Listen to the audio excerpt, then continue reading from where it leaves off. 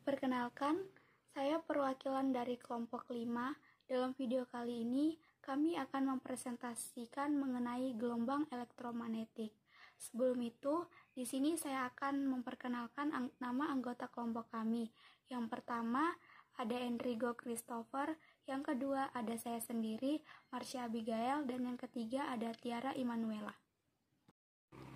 Adapun materi yang akan kami presentasikan yaitu yang pertama mengenai latar belakang gelombang elektromagnetik, yang kedua ada hipotesis Maxwell, yang ketiga ada sifat-sifat gelombang elektromagnetik, yang keempat ada spektrum dan penerapan gelombang elektromagnetik, yang kelima sumber gelombang elektromagnetik, dan yang keenam dampak negatif gelombang elektromagnetik, dan yang ketujuh argumen mengenai pengurangan gelombang elektromagnetik. Latar belakang.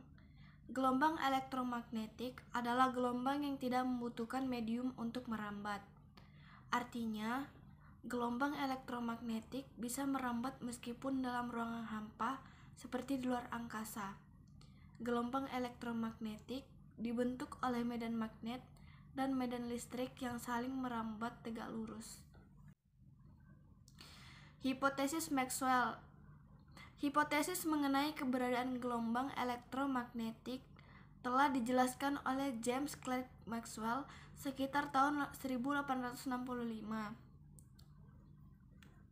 James Clerk Maxwell adalah seorang fisikawan. Dia adalah orang pertama yang mengemukakan prinsip induksi dengan mengkaji 3 aturan dasar kelistrikan dan kemagnetan, yaitu muatan listrik dapat menimbulkan medan listrik di sekitarnya, arus listrik atau muatan yang mengalir dapat menimbulkan medan magnet di sekitarnya, dan perubahan medan magnet dapat menimbulkan medan listrik. Maxwell mengemukakan sebuah hipotesis, yaitu karena perubahan medan magnet dapat menimbulkan medan listrik, sebaliknya perubahan medan listrik pun akan dapat menimbulkan perubahan medan magnet. Dalam teori elektromagnetik, terdapat 4 persamaan utama yang dikenal sebagai persamaan-persamaan Maxwell. Persamaan Maxwell disebut juga hukum Gauss, yang menjelaskan hubungan antara distribusi muatan listrik dengan intensitas listrik atau gaya listrik tiap satuan muatan yang ditimbulkan. Yang kedua, sifat-sifat gelombang elektromagnetik. Yang pertama ada gelombang elektromagnetik dapat merambat dalam ruang hampa. Yang kedua, gelombang elektromagnetik merupakan gelombang transversal.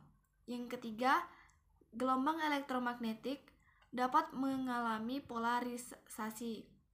Yang keempat, gelombang elektromagnetik dapat mengalami pemantulan atau refleksi.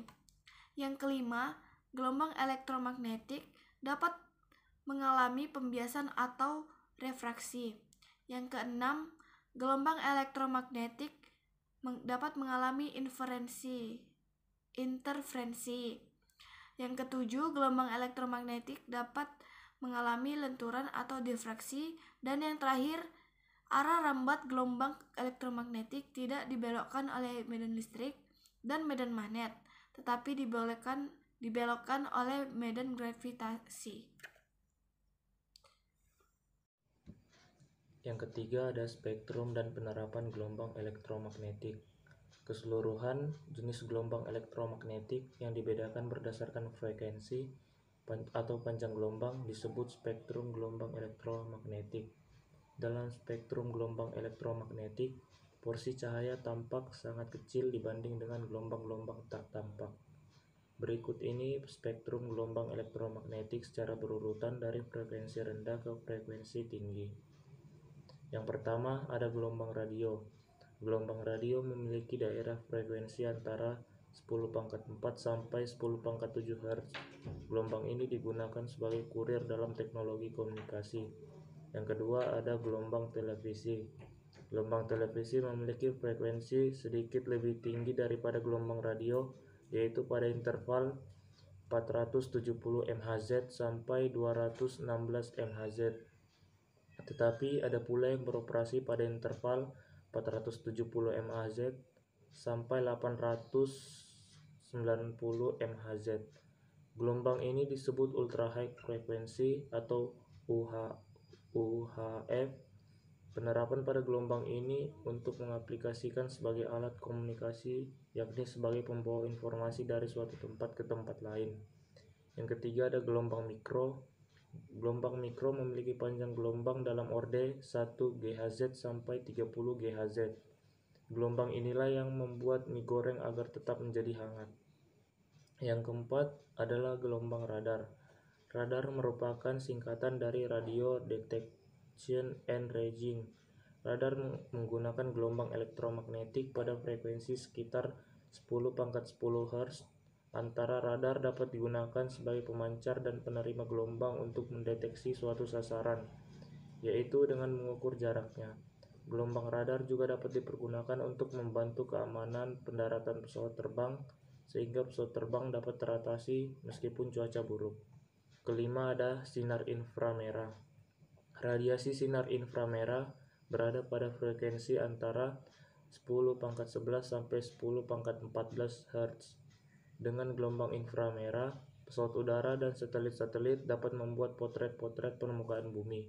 Sinar inframerah juga berperan dalam spionase dan keamanan. Yang keenam ada sinar tampak. Frekuensi sinar tampak berada di antara 380 nanometer sampai 720 nanometer dengan spektrum warna merah, jingga, kuning, hijau, biru, nila, dan ungu. Sinar inilah yang membantu sehingga dapat melihat benda-benda di sekitar kita. Yang ketujuh ada sinar ultraviolet. Sinar ultraviolet atau sinar ultraungu merupakan gelombang elektromagnetik yang memiliki frekuensi di atas sinar tampak atau sinar ungu dan di bawah sinar X.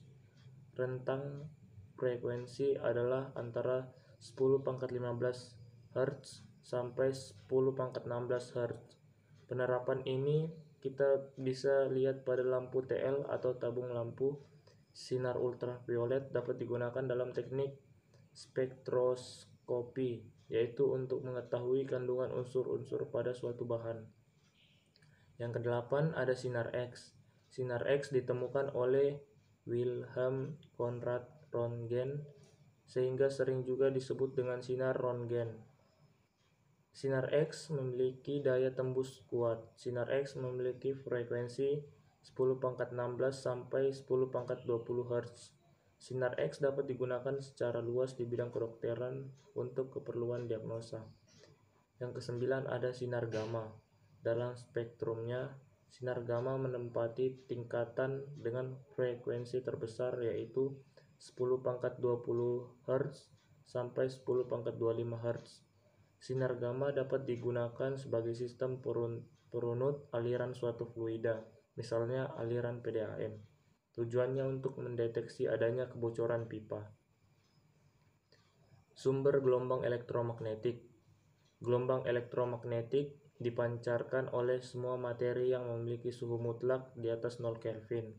Adapun sumber gelombang elektromagnetik yaitu osilasi listrik, sinar matahari, lampu infrared yang secara khusus dapat menghasilkan inframerah, lampu ultraviolet yang secara khusus dapat menghasilkan ultraungu, penembakan elektron dalam tabung hampa pada keping logam dapat menghasilkan sinar X atau biasa disebut dengan istilah sinar Röntgen.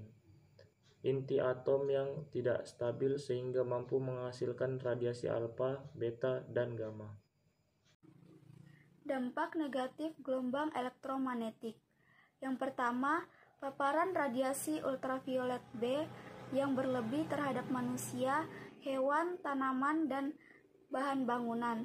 Pada manusia, radiasi ultraviolet B berlebih dapat menimbulkan penyakit kanker kulit, katarak, dan mengurangi daya tahan tubuh terhadap penyakit infeksi.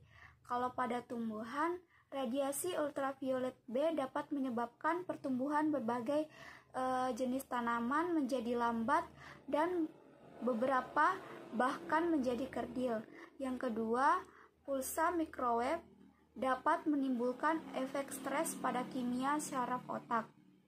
Yang ketiga, apabila terjadi lubang ozon, sinar ultraviolet atau khususnya ultraviolet B yang memiliki panjang gelombang 290 nanometer yang menembus ke permukaan bumi dan kemudian mengenai orang dapat menyebabkan kulit manusia tersengat, mengubah molekul DNA, dan bahkan jika berlangsung secara terus-menerus dalam jangka lama dapat memicu kanker kulit. Dan yang keempat, radiasi HP juga dapat mengacaukan gelombang otak, menyebabkan sakit kepala, kelelahan, dan hilang ingatan.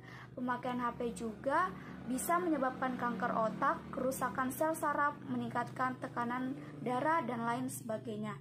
Yang kelima, sebagian besar garis wajah dan keriput disebabkan oleh pemaparan berlebihan terhadap sinar ultraviolet, baik ultraviolet A yang bertanggung jawab atas noda gelap, keriput, dan maupun ultraviolet B yang bertanggung jawab atas kulit terbakar dan karsinoma. Dan yang terakhir, yang keenam, Wi-Fi sehubungan dengan radiasi elektromagnetik berupa keluhan nyeri di bagian kepala, telinga, tenggorokan, dan beberapa bagian tubuh lainnya jika berada dekat peralatan elektronik atau menara pemancar. Argumen mengenai mengurangi dampak gelombang elektromagnetik. Teknologi sudah tidak dapat dilepaskan dari kehidupan sehari-hari, tetapi itu tidak berarti tidak boleh menggunakan benda-benda elektronik sama sekali, karena benda elektronik masih memiliki kadar radiasi elektromagnetik yang rendah. Jadi, kita dapat meminimalisasikan terkena radiasi gelombang elektromagnetik dengan mengurangi pemaparannya, seperti yang pertama, menaruh ponsel atau benda elektronik lainnya di tempat lain ketika tidak digunakan. Yang kedua, menggunakan alat pengeras suara atau speaker atau earphone yang masih menggunakan kabel daripada handphone Bluetooth. Yang ketiga, hindari meletakkan benda-benda elektronik di kantong celana atau baju. Yang keempat, jangan meletakkan ponsel di bawah bantal ketika tidur.